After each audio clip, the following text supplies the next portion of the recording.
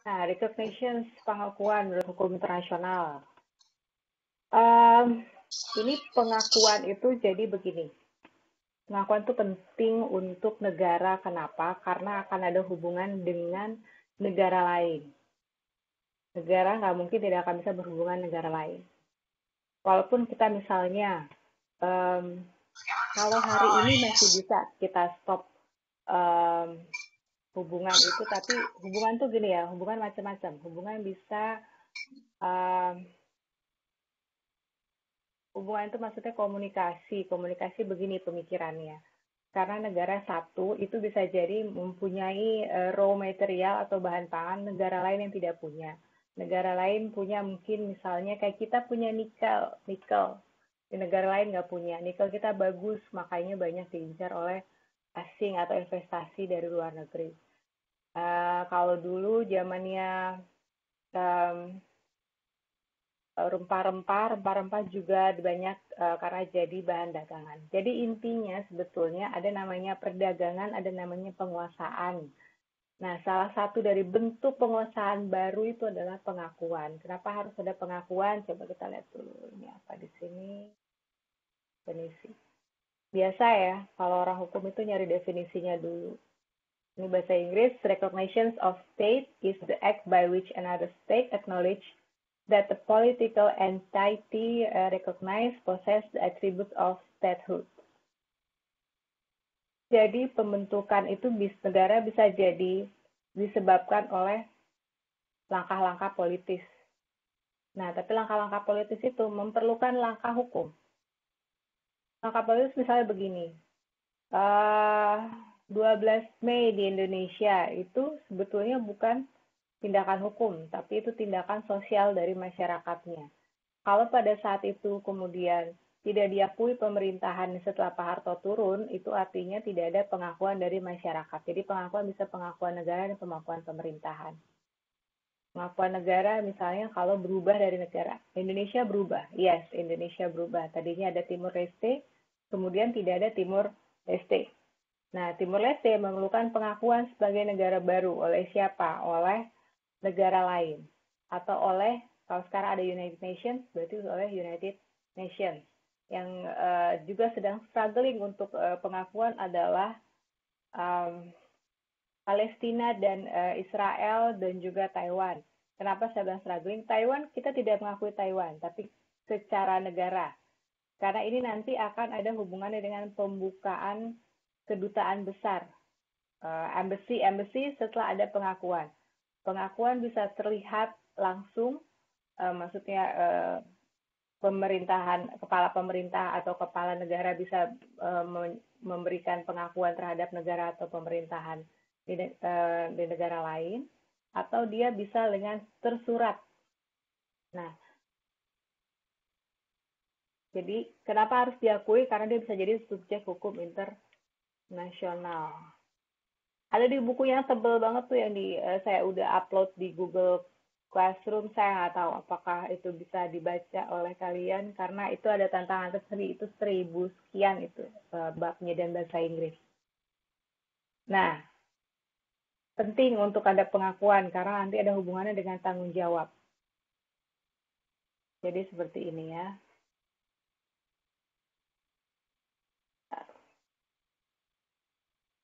Ini kita cepetin aja di sini ya. Karena nanti ada tanggung jawab, ada kewajiban internasional. Jadi kalau ada kewajiban internasional, ada perbuatan kelalaian, akan melahirkan tanggung jawab, ada kerusakan atau kerugian yang melanggar hukum. Ini orang hukum, berpikir secara hukum kalau udah sampai sini. Akan menyebabkan tanggung jawab. Jadi kalau dia ada perbuatan, ada kelalaian, ada tanggung jawab. Oke, situ dulu ya. Bu, maaf, ini kok saya nggak ada slide-nya ya, Bu? Ini siapa? Saya Yang Faristo, lain? Bu. Iya, Yang saya lain juga ada nggak Iya slide-nya? Bu, nggak ada Saya Bu. cuma Juga ini. sama Bu, nggak ada Ada slide-nya. Bu, Nggak slide-nya. ada Bu. Yang biru doang. Oke, saya Bu. Nggak ada slide juga Bu. Cuman layar biru doang Bu. Iya, sama. Sekarang ada? Ada Bu. Oh Ada. iya, ada. Ada Bu, Ada Bu. ada Bu. Ya, Bu. Berarti dari awal udah nggak ada ya? Nggak Iya. ada, Nggak Bu. ada. Nah ini, ya saya ulang di sini. Makasih, Bu. Pengakuan adalah tindakan politis. tindakan politis dari negara lain untuk bentar. Ya, pengakuan adalah tindakan politis. Kenapa saya bilang tindakan politis? Karena pembentukan negara itu belum tentu secara bukan tindakan hukum. Misal tadi saya bilang 12 Mei, Timur Leste, kemudian Crimea yang kemarin.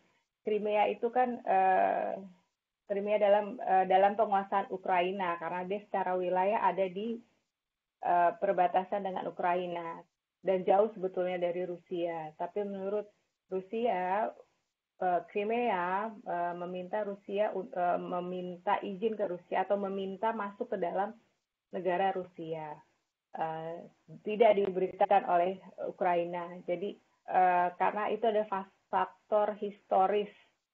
Nah, sering nih ya faktor historis yang sama kayak Timur Leste. Ada faktor historisnya sebetulnya dengan Timur Leste dengan NTT. Itu sebetulnya satu daratan. Itu kalau di dalam cerita historisnya itu adalah adik kakak. Saya lupa sebenarnya mana adik dan kakak.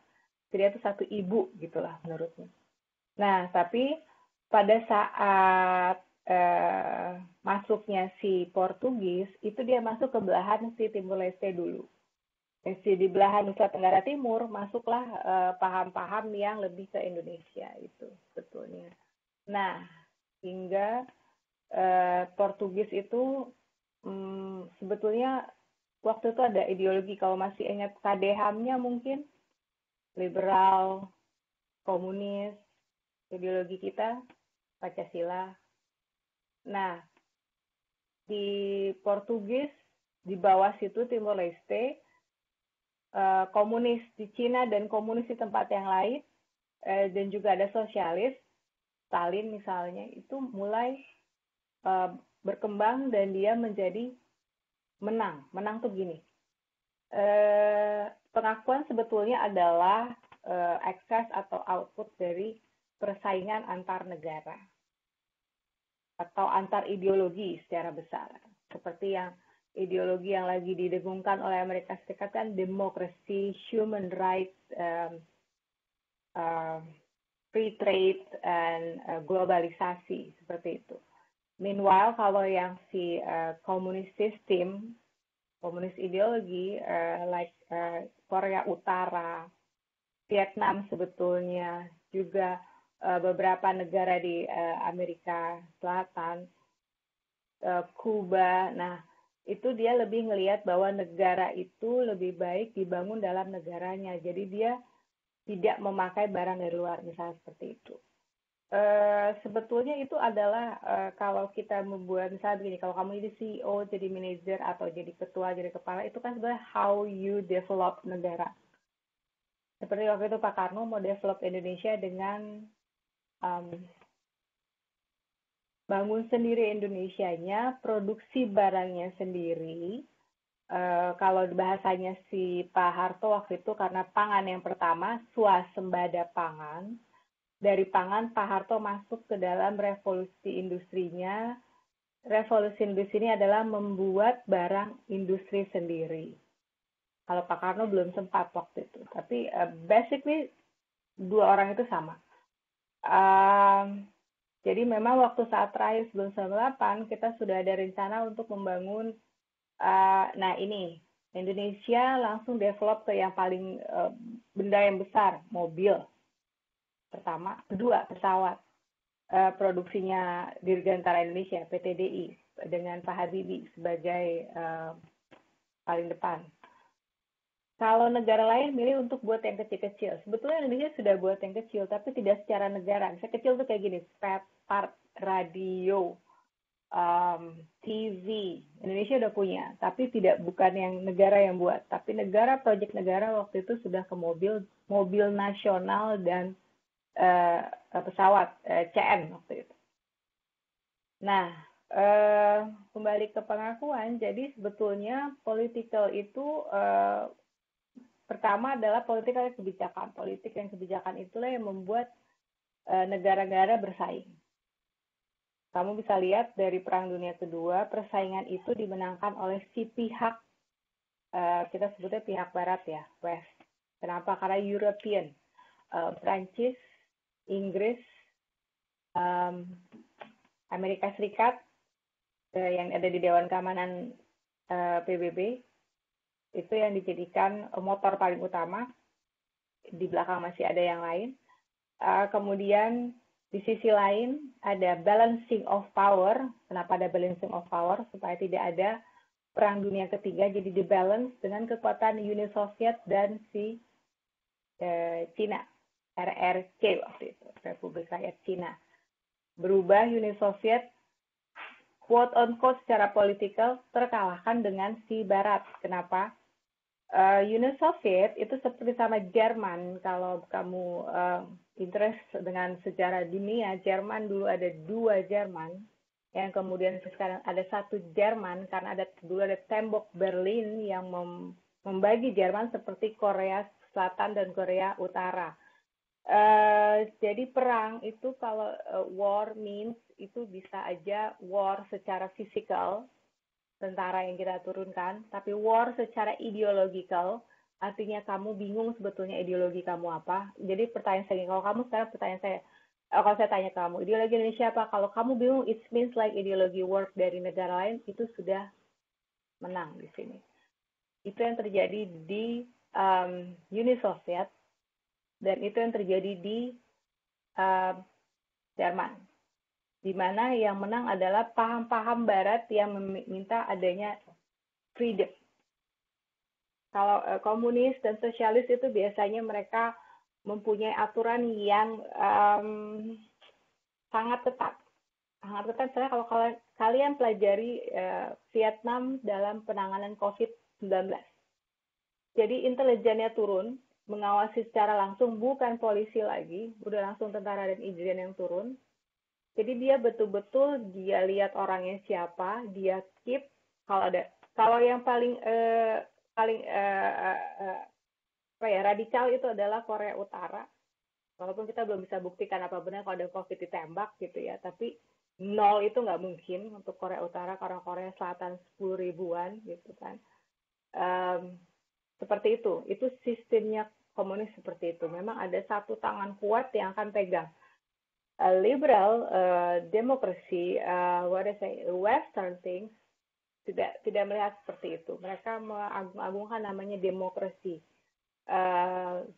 bersama dari rakyat untuk rakyat kepada rakyat seperti itu. Pancasila tidak seperti itu sebetulnya. Itu tapi nanti di pelajaran yang lain ya. Nah, jadi terus bersaing. Kemudian dari Perang Dunia Kedua selesai, muncul negara baru. Indonesia termasuk negara baru setelah Perang Dunia Kedua. Malaysia, Singapura, banyak negara di Asia, karena memang banyak negara Asia adalah kolonial dari Western. Nah, jadi Western ketarik kembali ke Eropanya secara fisik, tapi tidak secara ideologikal. Pemikirannya masih ada. Jadi banyak negara baru, Jerman menjadi satu, itu juga negara baru. Uni Soviet pecah, banyak negara baru, Kosovo, Serbia, Armenia nggak ada, itu kena sama Turki. Banyak Uzbekistan, seperti itu. Itu negara-negara baru muncul. Ada negara yang hilang, ada negara baru yang muncul.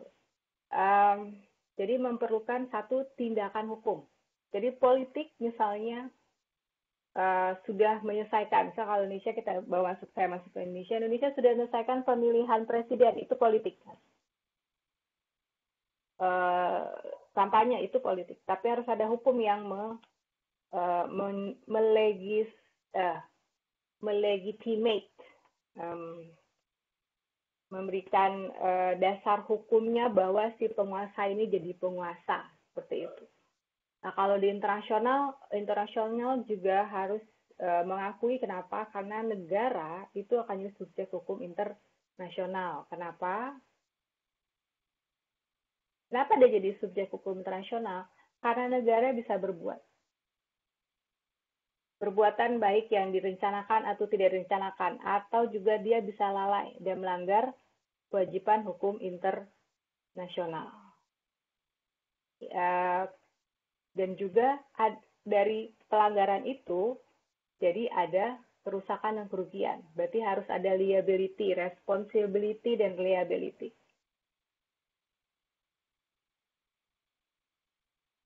Nah, pengakuan secara terang-terangan dan individual maksudnya secara jelas dikirim nota diplomatik. Jadi output dari pengakuan itu ada nanti namanya pembukaan embassy. Ini kalau saya contohnya Presiden Amerika Serikat memberikan nota diplomatik kepada negara Baltik. Atau kita juga diberikan pengakuan pertama kali oleh atau Mesir, India, ya. Dia memberikan speech juga bisa. Jadi dari speech kepala pemerintahan atau kepala negaranya dikasih speech, kemudian dia dia berkirim surat secara diplomatik. Perjanjian internasional, Italia Vatikan, masih ingat ceritanya tentang Westphalia to Lateran Treaty? Ini adalah masuk secara pengakuan terang-terangan terhadap keberadaan si Vatikan. Secara diam-diam, tersirat, misalnya mengadakan hubungan diplomatik, kunjungan persetujuan secara kolektif. Nah, yang lagi tren sekarang yang C, jadi masuk ke dalam konferensi multilateral, jadi pengakuannya di PBB. Palestina masih struggling sepertinya di PBB, tapi udah ada beberapa yang mengakui. Yang terakhir sebetulnya yang jadi ribut secara internasional adalah si Amerika Serikat mengakui bahwa Israel tidak melakukan aneksasi dan intervensi ke dalam Palestina, sehingga Israel sah untuk melakukan pembangunan di Palestina, di sebagian negara Palestina. Prematur ini sebetulnya jarang ya, sekarang yang dilakukan itu sudah langsung dan nyata. Nah, ini yang tadi saya bilang, ada pengakuan negara baru. Ya, kembali ke 4 syarat tanda konvensi Montevideo, cara membuat negara. Jadi, pengakuan negara baru merupakan suatu kebijaksanaan. Nah, kebijaksanaan itu sebetulnya suatu output yang akan menghasilkan kebijakan yang merupakan produk dari politik. Nah, ini ada teorinya. Teorinya bahwa kalau deklarator itu mendeklarasikan, berarti dia secara tegas dia menyatakan. Nah, tapi apakah menyatakan itu juga menciptakan? Belum tentu, karena harus lihat dulu dia memenuhi 4 syarat dari yang ada di Konvensi Montevideo.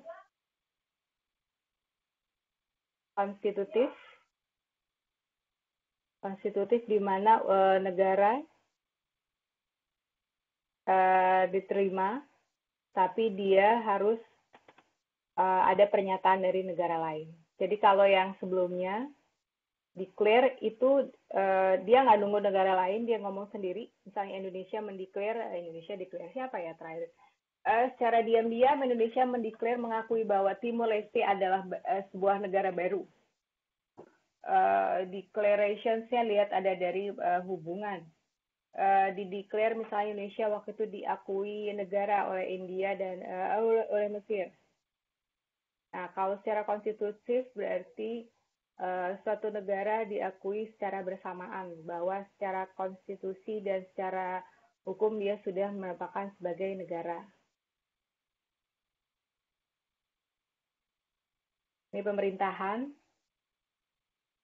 Nah, ini sering terjadi dulu, sampai sekarang juga sih sebetulnya.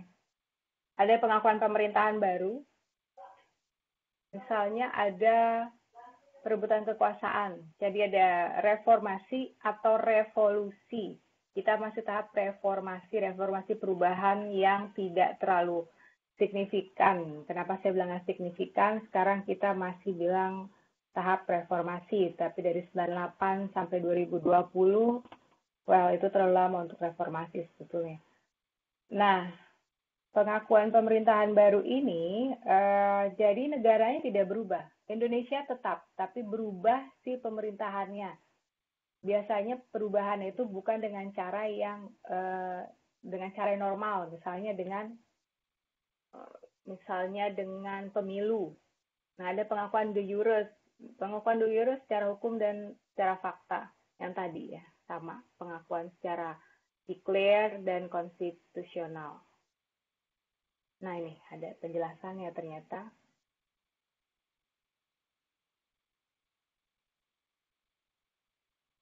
Kita lihat ya, pengakuan de jure facto berhubungan dengan negara dan pemerintahan.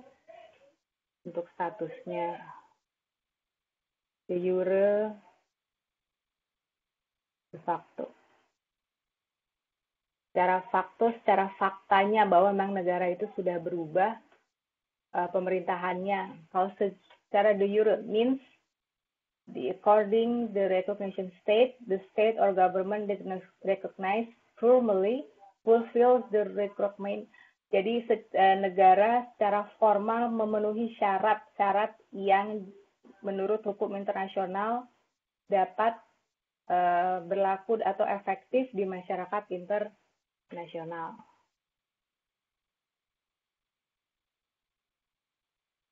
De facto recognition takes place when in the view of recognition state.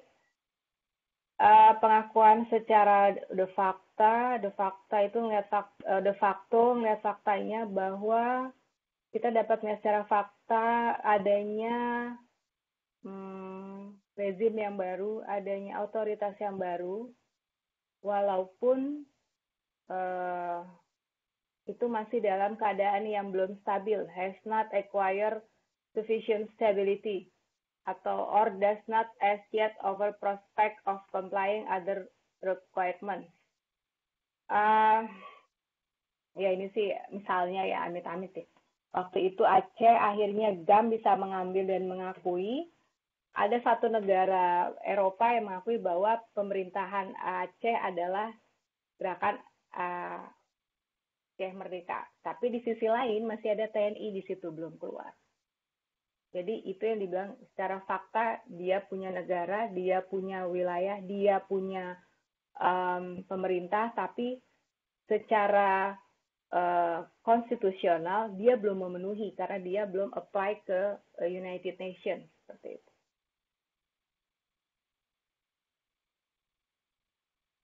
Oke.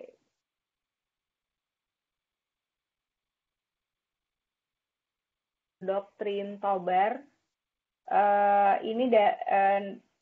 Doktrin ini tuh doktrin bukan hukum, tapi doktrin adalah pendapat ahli. Pendapat ahli ini yang dikembangkan bahwa pemerintah itu pemerintahan tersebut baru secara efektif memegang kekuasaan.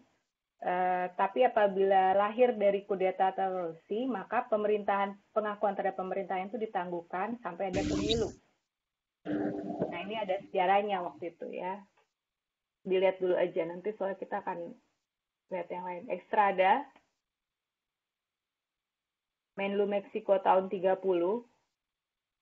Doktrin ini melihat bahwa pergantian negara, sekalipun terjadi karena kekerasan, negara lain tidak berhak untuk menilai asal-usul dari pembentukan si pemerintah tersebut. Jadi tetap diberikan pengakuan. Nah, ini prakteknya. Waktu itu terjadi di Panama ada kudeta, Meksiko tetap mengakui pemerintahan yang baru berkuasa hasil dari kudeta tersebut.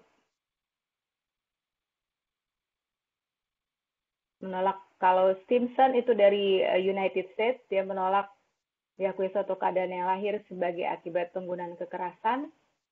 Maksudnya menolak diakuinya suatu pemerintahan baru yang lahir karena adanya kekerasan seperti kudeta atau pelanggaran terhadap perjanjian yang ada. Nah, ini menarik, insurgent.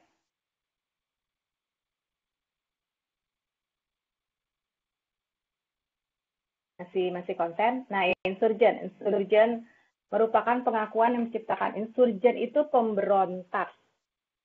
Ada insurgent, ada belligerent. Ya, insurgent. Indonesia misalnya insurgentnya itu apa ya? Saya buka ini dulu deh. Saya ngomong dulu. Ini.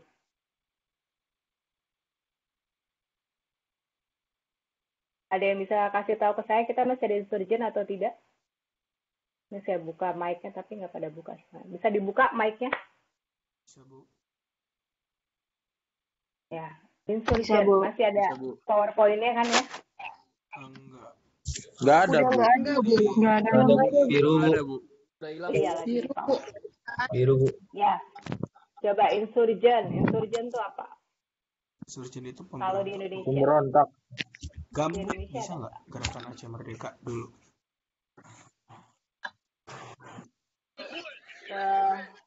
GAM tuh udah hampir ke belligerent malah sebetulnya. Kalau yang Papua Bu, Papua, Bu. PM ya, Iya, oke. Iya, Bu, OPM. OPM, Bu. selain OPM.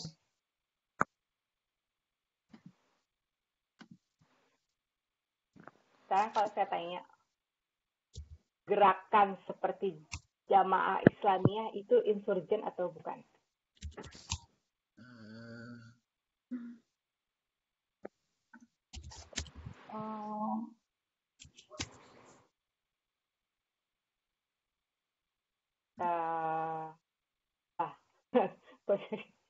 Jamaah Islamiyah insurgent atau bukan?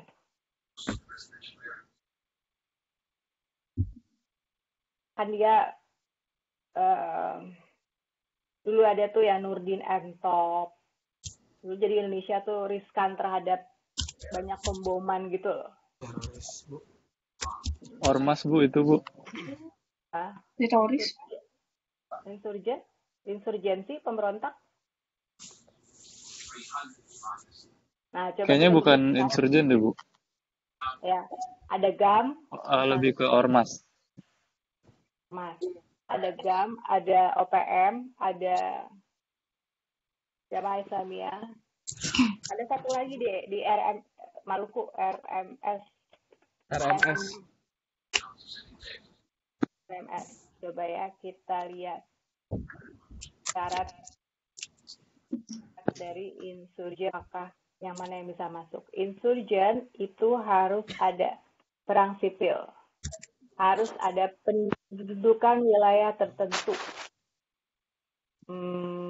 GAM ada, RMS Ada Aceh. hilang, RMS ada hilang ya.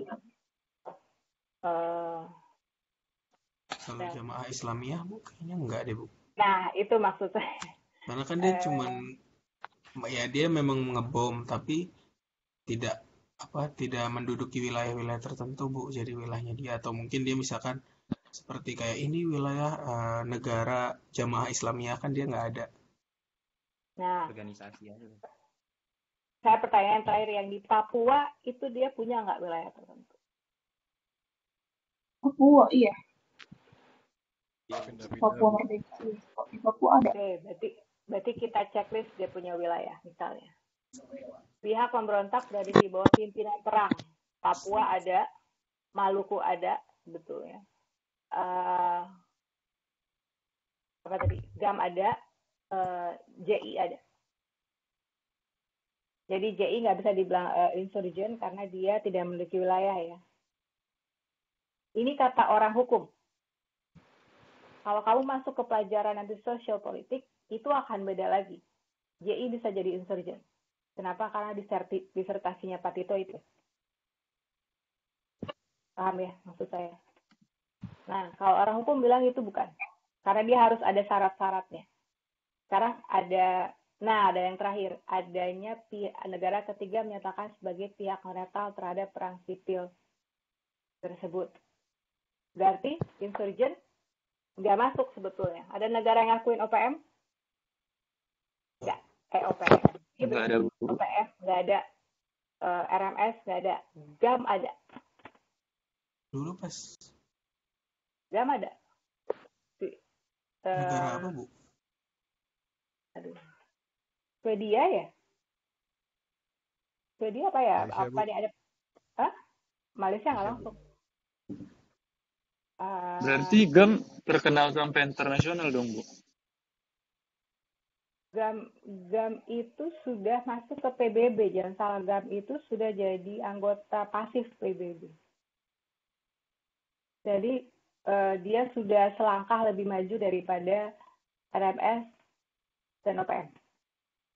Nah, jadi kalau dia tidak memenuhi syarat A, B, C, D tadi, berarti dia adalah pemberontak. Pemberontak ini, jadi gini, kenapa saya bilang ini? Pemberontak itu, kenapa kita harus bagi insurgen? Kita harus bagi insurgen dan, insurgen dan belligerent, karena nanti yang menumpas si pemberontakan itu, kalau dia masih insurgen, dia masuk polisi. Kalau dia masuk belligerent, itu adalah tentara TNI. GAM, Indonesia MIS-nya, waktu itu kan ABRI ya. ABRI adalah polisi dan tentara. Jadi sebenarnya quote on quote secara nggak langsung kita mengakui dia lebih higher daripada pemberontak biasa. Saya bilang GAM itu sebenarnya masuknya ke sini. Jadi, karena dia sudah lebih terorganisir dalam arti dia sudah punya tanda pengenal yang jelas, dia sudah punya, sebetulnya semua juga punya. Maksud saya OPM dan MS itu sudah punya bendera, sudah punya tata pemerintahan, ada presidennya, ada jenderalnya, ada panglimanya, seperti itu. Dan OPM, saya rasa sebetulnya mereka punya wilayah efektif. Wilayah efektif itu artinya wilayah yang tidak bisa dimasuki oleh orang. Orang itu misalnya orang yang bukan warganya mereka. Di Aceh waktu itu terjadi seperti itu. Ada satu tempat yang di status quo oleh GAM dan TNI tidak bisa masuk. ABRI tidak bisa masuk. Itu. Dan mendapatkan dukungan dari rakyatnya. Yes, dapat dukungan dari rakyatnya. Jadi kalau perangnya di GAM, maksudnya di Aceh, kenapa saya bilang mendapatkan dukungan? Jadi rakyatnya itu sehari-hari waktu siang dia akan berjualan di pasar seperti biasa, ketemu dengan para tentara dan polisinya, ABRI-nya, tapi setelah malam masuk dia jadi GAM. Itu begitu. Kalau di Papua agak beda. Papua mereka perangnya itu lebih tradisional, tapi tradisionalnya mereka itu panah beracun, gitu ya, tombak beracun, dan menguasai wilayah pasti lebih kenal wilayah daripada kita yang pendatang ke sana. Nah, sebenarnya agak deg-degan OPM ya sekarang. Nah, pengakuan ini diberikan untuk pemberontakan yang sudah memang di sini bahasanya apa ya, seolah-olah ada dua pemerintahan. Iya, di Aceh sudah seperti itu. Makanya waktu itu langkah yang diambil secara diplomasi oleh Indonesia adalah kalau kamu perhatikan, GAM itu jadi partai yang berkuasa di Aceh. Oke. Mana ya?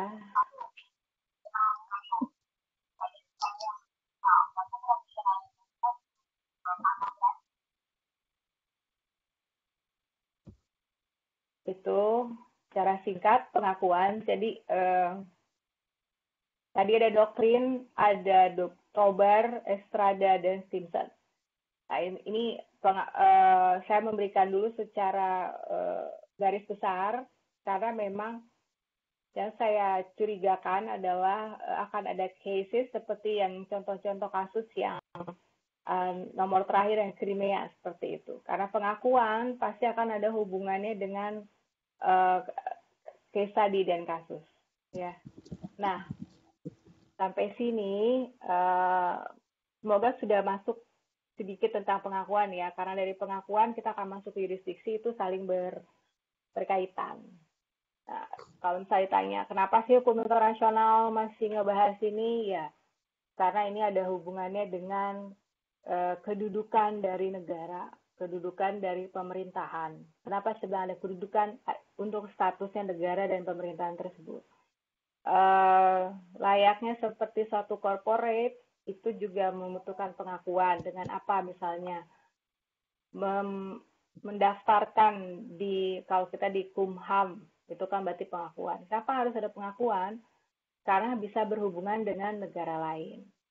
Ya, sekarang kan sebetulnya yang lagi kalau dibilang ada waktu itu bertanya saya gimana perang dagangnya Amerika Serikat dan Cina. Menurut saya sebetulnya mereka bukan perang dagang, tapi itu lagi drama aja. Kenapa saya bisa bilang? Kenapa bilang gitu? Toh Trump ternyata punya utang sangat besar terhadap bank di Cina. Tapi dia presiden Amerika Serikat. Terus dia bilang kalau misalnya, jadi itu tadi, internasional tidak bisa dilihat secara nasionalis gitu. Karena sekarang individu sudah bergerak sendiri. Kenapa saya bisa bilang itu drama? Ya, kamu bisa lihat. Ribut WHO tidak bilang bahwa COVID adalah kan ributnya pertama WHO bilang ini adalah human made. Pertama. Kemudian Amerika naik COVID-nya, Trump merasa dikhianati karena Trump mau jadi yang sesi keduanya presiden. Karena merasa dikhianati, Trump tidak mau jadi donatur lagi untuk WHO. WHO sekarang berubah, bilang bahwa ini adalah bukan human made, karena donatur paling pertama adalah China. Sampai sini paham ya politiknya? Ini bingung nggak? Kayaknya ada yang bingung dari mukanya nih. Ya, jadi saya tidak melihat bahwa ini perang dagang gitu, maksud saya. Ini memang sekarang adalah bentuk dari perubahan reformasi atau kalau udah mulai ngaco masuk ke fisik, revolusi dari dunia itu sendiri berubah. Human made, yes, it's human made. Kenapa? Karena kalau bukan human made, ini sudah turun sampai sekarang. Tapi ini kan berbulan-bulan belum turun. Ini berarti ada yang menyelenggarakan. Dan kita orang hukum melihatnya, nah kalau di sini kita belum bisa masuk orang hukum. Sampai nanti bahwa ada kekuatan baru, itu baru kita bisa masuk. Sampai sekarang ini masih political will yang sedang bekerja. Nah ini yang lagi dilihat sebetulnya. Jadi negara-negara sedang di-challenge untuk perang seperti ini. Bisa nggak? Nah, Amerika sudah mulai bergerak perang fisik. Dia sudah mulai masuk ke Timur Tengah lagi. Iran sudah mulai ada vesselnya yang dengan Amerika mulai ada singgungan. Mulai ditarik, Amerika sudah mulai mengaktifkan tentara pasifnya untuk deploy ke Timur Tengah, fight Saudi. Jadi kalau dibilang sebetulnya lockdown, nggak ada yang betul-betul lockdown, karena behind the scene tetap jalan. Kita tinggal tunggu apakah ada kontak fisik atau tidak. Kontak fisik artinya ya ini akan sangat keras berarti benturannya sampai akhir tahun. 2020 ini memang tahun yang sangat misterius ya. Oke. Kalau dilihat dari Google Classroom-nya, itu sudah ada buku sebetulnya mengenai pengakuan. Saya belum nemu buku yang bahasa Indonesia. Itu ada section 9 mengenai pengakuan. Yang bukunya yang tidak ada judul, adanya tulisannya, bentar ya. Coba kita buka Google Classroom.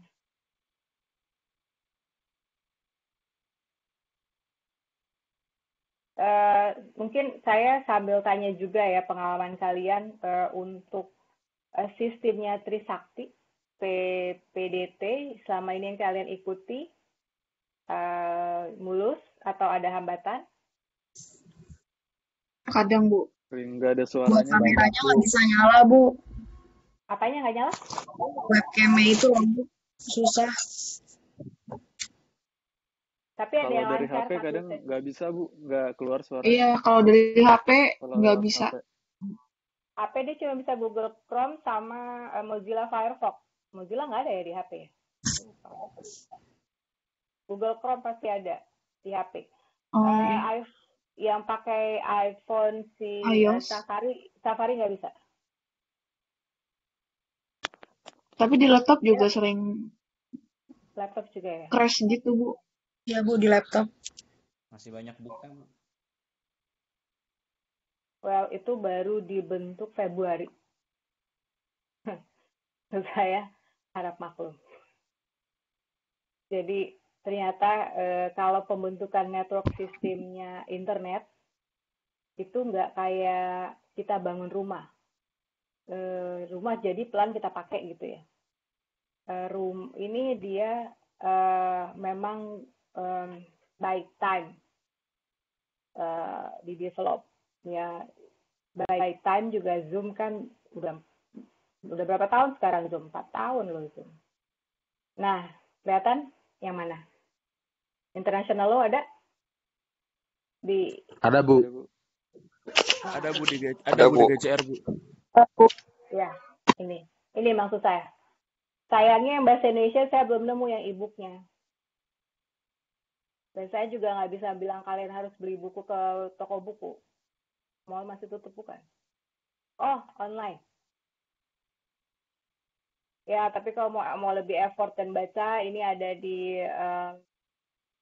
9.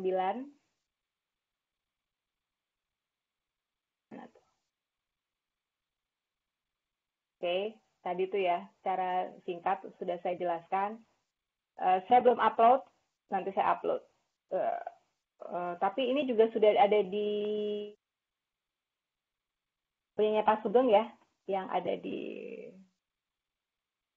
Bentar.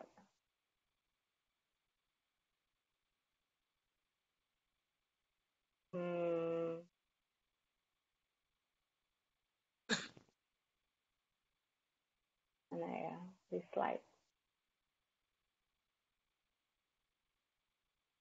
Nah, ini.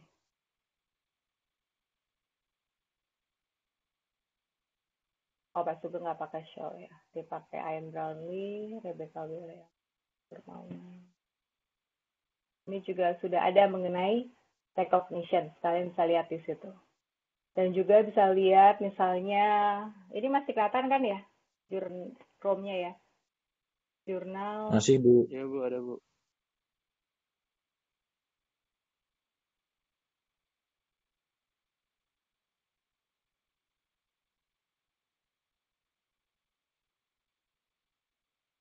Ini ada yang di jurnal. Paling gampang sebetulnya sekarang lihatnya dari jurnal.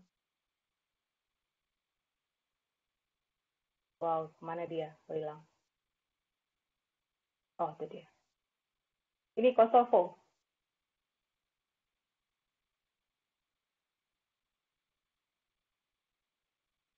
Ya, ini bisa di cara belajar. Saya lagi ngajarin cara belajar nih. Kalau misalnya mager buat beli buku. Karena semua dari source-nya ada di internet. Ya, ini bisa kelihatan ya. Ini juga ada let's see, ini apa ya. Seingat saya juga Trisakti Pusat itu udah bisa diakses ya.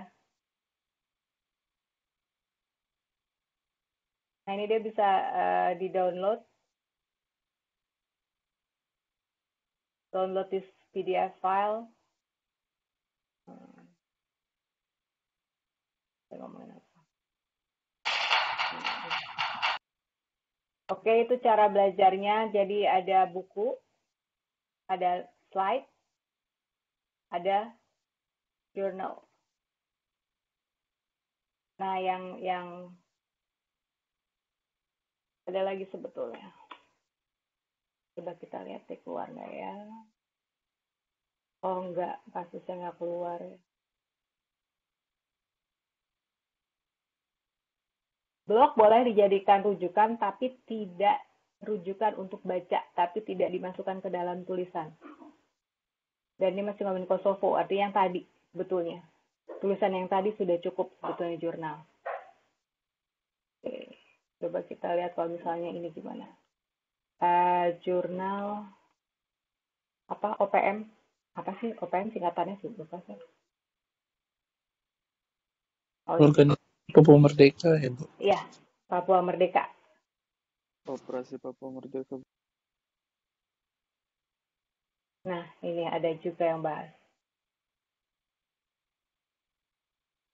Ini yang saya kasih tahu ini adalah Jurnal Pengakuan Hukum Internasional PM, itu cara cari data untuk di internet, dan karena ini akan jadi tugas kalian, saya mau kalian untuk meneliti dan riset tentang organisasi Papua Merdeka dan kemungkinan mereka untuk mendapatkan pengakuan dari internasional, asing, internasional. Maksudnya gini, pengakuan dari negara lain atau pengakuan dari kumpulan negara lain. Organisasi Papua Merdeka, ini ada yang mana ya tadi? Coba lihat kita kedudukan.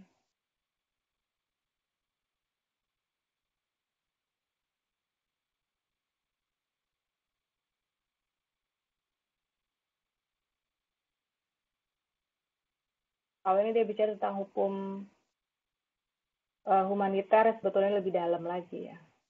Ya, jadi nanti saya akan buat juga di Google Classroom-nya, tapi at least kalau secara garis besar, ini tuh stop sharing dulu. Dia tuh punya aplikasi namanya, ya, oh nggak ada. Oh ya, oke. Whiteboard. Udah kelihatan ya? Ini saya coba nulis pakai ini ya. Ini bukan touchscreen soalnya. Kayak anak TK. Nggak bisa.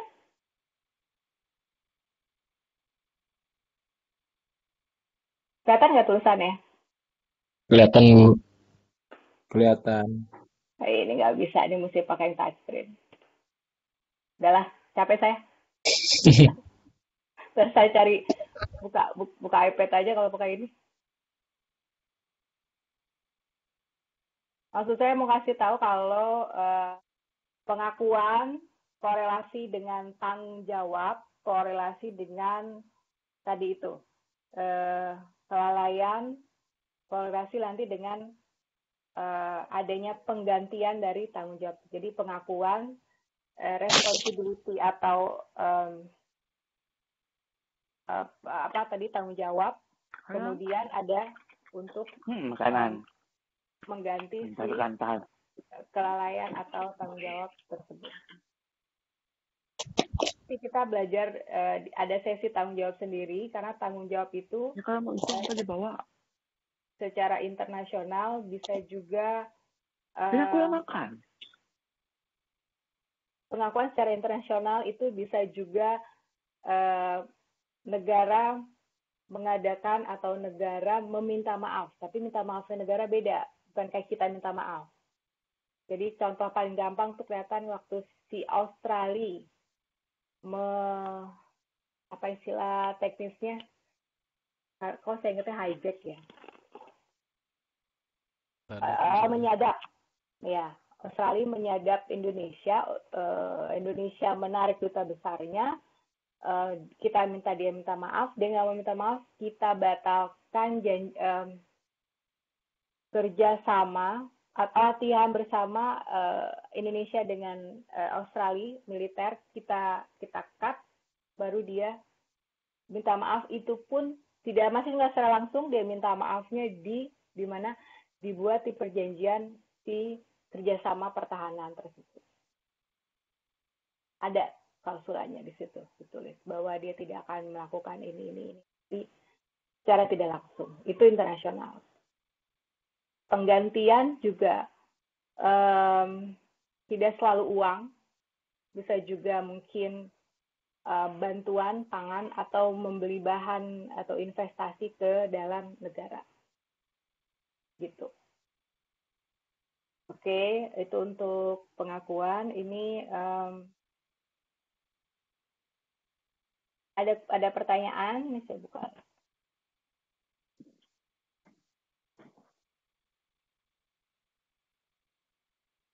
Tidak, Bu. Kita Jumat masih kuliah ya. Kita libur Kamis. Kamis ini banyak libur yang hari Kamis tadi. Nah, Kalau tidak ada pertanyaan, saya absen berarti.